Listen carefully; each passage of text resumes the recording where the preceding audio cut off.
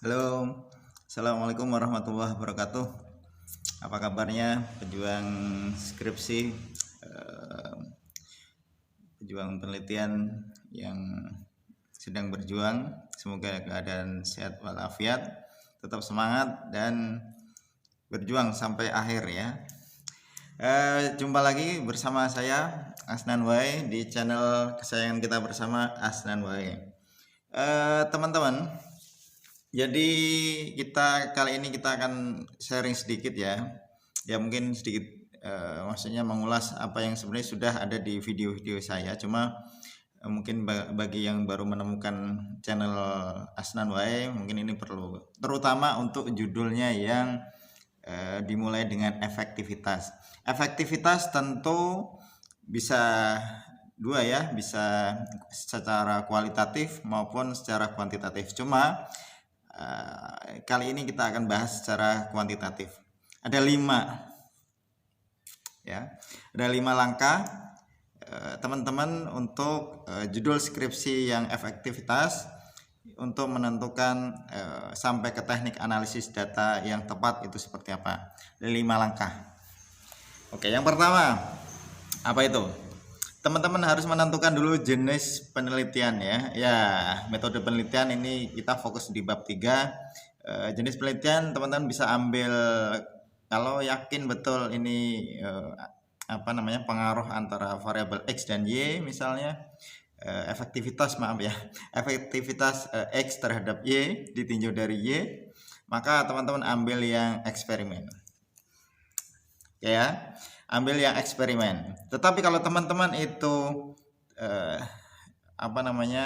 tidak terlalu yakin, kemudian biar nanti siswanya juga seolah-olah jangan di dalam tanda petik dieksperimenkan, diuji cobakan gitu ya.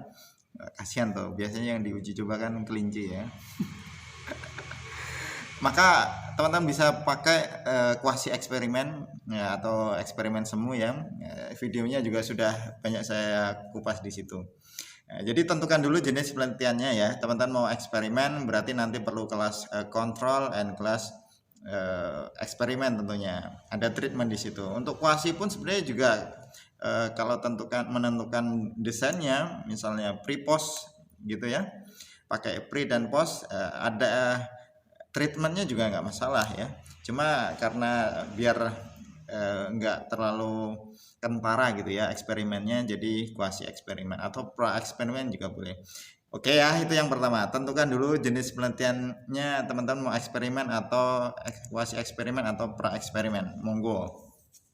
Setelah itu, teman-teman adalah yang kedua, menentukan populasi dan sampel. Kuantitatif just for you.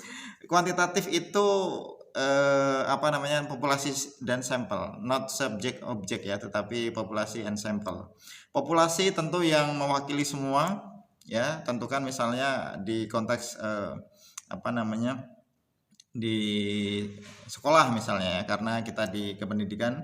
Nanti untuk yang lain tidak masalah. Misalnya efektivitas strategi belajar X ditinjau dari kinerja atau prestasi belajar itu sebagai Y-nya gitu ya. Berarti tentukan dulu populasinya apa. Bukan populasinya apa, jelas manusia ya. Maksudnya populasinya tuh kelas mana gitu ya. Kemudian nanti dipilih sampelnya, tentunya mau pakai teknik apa. Misalnya random sampling aja karena mereka itu secara nilai dari arsip itu rata-rata homogen sama, berarti pakai random sampling aja, simple random ya, atau pakai purposive tidak masalah gitu ya. Yang jelas itu yang kedua. Yang ketiga apa itu? Langkah ketiga, teman-teman tentukan teknik pengumpulan datanya ya. Ini penting sekali, teknik pengumpulan data ini penting, yaitu nanti teman-teman mengukurnya pakai apa. Misalnya tadi yang strategi, berarti di situ perlu strategi keterlaksanaan, observasi gitu ya, lembar observasi keterlaksanaan itu tadi ya. Mau model juga sama, yang ada sintaknya ya. Kemudian yang kedua tadi prestasi, berarti ada tes di situ. Perlu dokumentasi, kalau perlu enggak masalah, asal itu useful bukan useless ya, asal itu berguna membantu teman-teman untuk mengkolek data ya, tidak untuk menghamburkan untuk menyebarkan malah tidak jelas gitu ya, tidak jelas datanya jangan. Tapi kalau itu membantu collecting dan supporting data teman-teman, pakai itu dokumentasi nggak masalah. Intinya yang ketiga tadi adalah pengumpulan data. Oke ya. Oke, yang keempat tentu setelah menentukan teknik pengumpulan data, teman-teman buat instrumen ya. Instrumen di sini instrumen penelitian ya. Kemarin sudah kita jelaskan ini cara membuat instrumen yang valid and reliable gitu ya. Nanti kalau teman-teman mau bimbingan juga come on. Menentukan instrumen itu tentu diturunkan dari bab 2 ya. Kemudian nanti instrumennya apa? Kalau tadi pengumpulan data observasi, berarti di situ perlu lembar observasi. Berarti instrumennya yang pertama perlu lembar observasi gitu ya. Strategi tadi seperti apa? Dicentang kemudian nanti bisa dinilaikan ke validator. Itu kalau validasi isi ya, konten. Kalau validasi konstruk, tes gitu ya. Teman-teman buat tes tadi untuk prestasi, kemudian diuji cobakan ke anak-anak. Itu konstruk ya.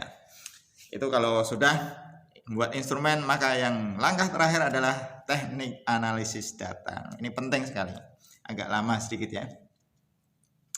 Teknik analisis datanya ini teman-teman pakai apa? Oke. Kalau efektivitas terserah ya. Teman-teman kalau tadi pakai misalnya kuasi juga nggak masalah ya. Berarti nanti di situ ada tentu instrumen tadi uji reliabilitas, uji validitas tentu ya wajib si instrumen itu valid dan reliable atau enggak. Kemudian uji prasyarat ya, tentunya normal pakai Kolmogorov ya, kemudian homogen atau enggak itu pakai Levin atau apapun itu ya. Kemudian nanti setelah uji prasyarat, uji T ya untuk mengetahui perbedaan. Kemudian nanti kalau mau untuk lihat efektifnya itu kecil, sedang atau besar, itu bisa nanti uji lanjutnya ya. Nanti kita bisa sharing untuk uji lanjutnya ini, nanti kita bisa diskusi lebih lanjut. Yang jelas itu. Ataupun teman-teman pakai yang lain juga nggak masalah. Kalau ada beberapa sumber yang mengatakan kalau tadi pakai pre-post misalnya ya, kemudian nanti dihitung itu apa namanya, tadi efek ini nanti uji lanjutnya nanti kita sharing ya, bisa pakai selisih pre dan post dan pre. Kalau pre lebih gede itu sakti ya. Nah, pre-post itu pakai n-gain enggak masalah ya. Intinya itu juga melihat perbedaan sebenarnya. Cuma nanti yang terpenting adalah mendefinisikan secara operasional apa itu efektivitas di penelitian teman-teman. Misalnya efektivitas di definisi operasionalnya itu adalah selisih antara terjadi peningkatan gitu ya, dikatakan efektif ketika terjadi peningkatan hasil belajar atau prestasi belajar sebelum dan sesudah treatment misalnya. Berarti itu bisa juga mengukur selisih tadi ya, antara post dan pre tadi pakai n-gain misalnya. Tapi untuk melihat pengaruh untuk one and one pakai uji T enggak masalah ya, pokoknya enggak masalah. Yang masalah itu kalau enggak dikerjakan teman-teman ya.